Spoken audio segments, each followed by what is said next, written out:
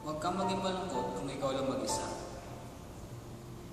Kung wala kang makasamang iba, lagi mong isipin lahat nangyayari ng may dahilan. Marami kang pwedeng gawin. Put yourself in the center of your friends. Magsaya ka, dahil panigurado, ganun din ang ginagawa niya. Gawin mo lahat ng hindi mo nagawa na kasama mo siya.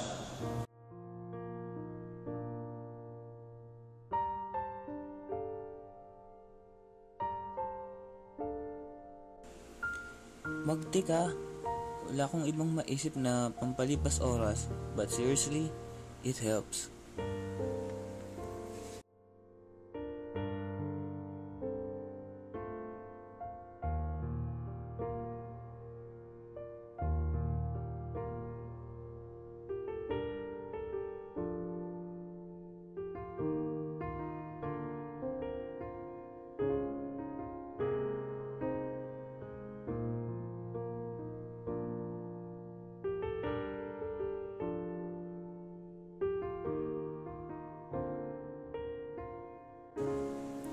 O kaya naman, umupo ka sa isang lugar na pwede kang magmuni-muni, tignan ang mga sintahan at isiping magbe-break din sila.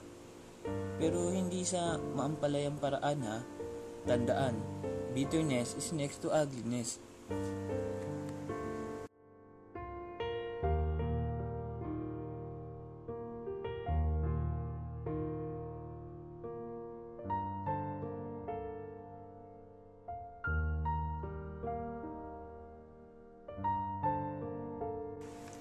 Subukan mo lumapit kay bro. Kung kanina, hindi ako sigurado, ngayon, alam kong matutulungan ka nito. Maglaan ka ng ilang oras upang humingi ng patnubay na kayanin ng mga araw na darating.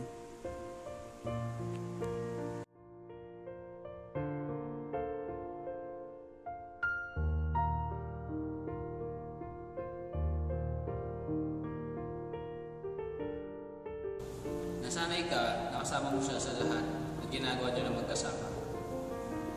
Sanay ka na siya yung nagpapasaya sa'yo. Sabi nga nila, your world revolves on her. Di naman siguro siya taga-outer space para maging planeta, di ba? Di ka naman siguro tulad ng ibang lalaki na kulang na lang tumira sa loob ng computer shop o kaya pumasok sa loob ng computer. Mag-sports ka, mag-basketball, o kung ano bang alam mong pwede kang pagpawisan. Kung talagang wala kang sense ng pagiging athletic sa katawan, hindi mo na lang subukan magpakagik. Mag-aral ka, ibuhos mo ang oras mo sa pagbabasa, o kaya naman mag-solve ka ng mga hindi pa nasusolve ng mga mathematician o kaya mga scientist. Kung ayaw mo pa rin mag-aral at ayaw mo pagpawisan, matulog ka na lang. Alam kong nasaktan at napagod ka sa hindi mga magandang nangyari sa inyo. Believe me, sobrang walang point ng tong advice na to. Pero sinisigurado ko sa'yo, pagising mo, okay ka na.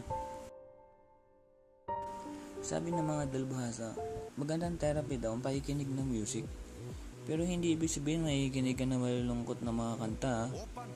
Ibig sabihin, makinig ka ng masasayang tugtog. Kung wala kang kaibigan, kawawa ka naman. Pero huwag kang mag-alala, nandito naman ako para tulungan ka. Worst case scenario na to, globe na yung ka-text mo. I-text mo yun, sigurado magre-reply yun. Huwag kang emo. Yun lang yun. Hindi porkat mag-isa ka, kawawa ka. Siguro hindi ka lang talaga na-briefing kung paano muling sumaya. It's a process, you know.